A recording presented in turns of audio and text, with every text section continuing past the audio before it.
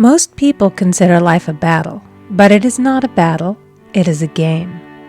It is a game, however, which cannot be played successfully without the knowledge of spiritual law. And the Old and the New Testaments give the rules of the game with wonderful clearness. Jesus Christ taught that it was a great game of giving and receiving. Whatsoever a man soweth, that shall he also reap. This means that whatever man sends out in word or deed will return to him. What he gives, he will receive. If he gives hate, he will receive hate. If he gives love, he will receive love. If he gives criticism, he will receive criticism. If he lies, he will be lied to. If he cheats, he will be cheated. We are taught also that the imaging faculty plays a leading part in the game of life. Keep thy heart, or imagination, with all diligence, for out of it are the issues of life. Proverbs 4:23. This means that what man images, sooner or later externalizes in his affairs. I know of a man who feared a certain disease.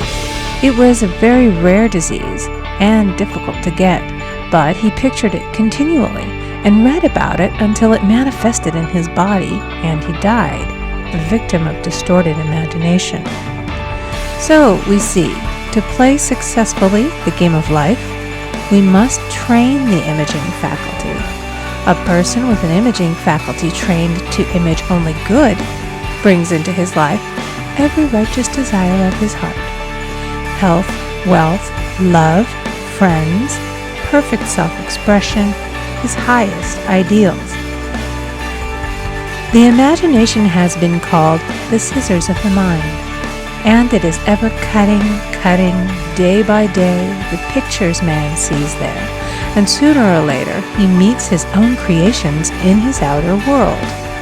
To train the imagination successfully, man must understand the workings of his mind. The Greeks said, "Know thyself." There are three departments of the mind: the subconscious, conscious, and superconscious.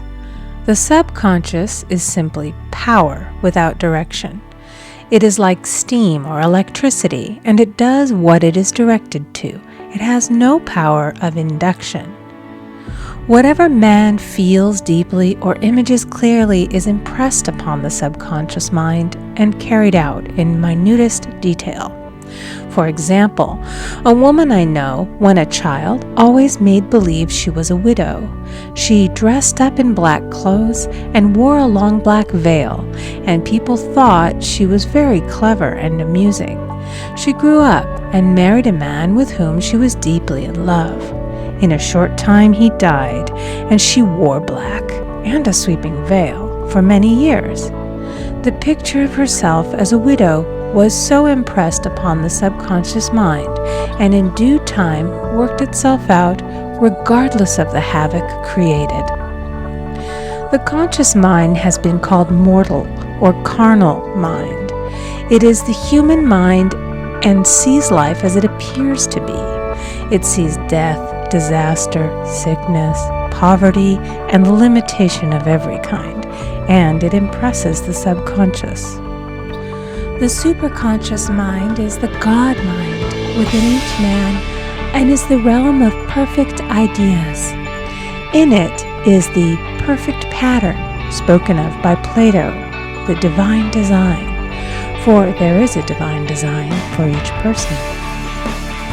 There is a place that you are to fill and no one else can fill, something you are to do which no one else can do. There is a perfect picture of this in the superconscious mind. It usually flashes across the conscious as an unattainable ideal, something too good to be true. In reality, it is man's true destiny or destination flashed to him from the infinite intelligence which is within himself. Many people, however, are in ignorance of their true destinies and are striving for things and situations which do not belong to them and would only bring failure and dissatisfaction if attained.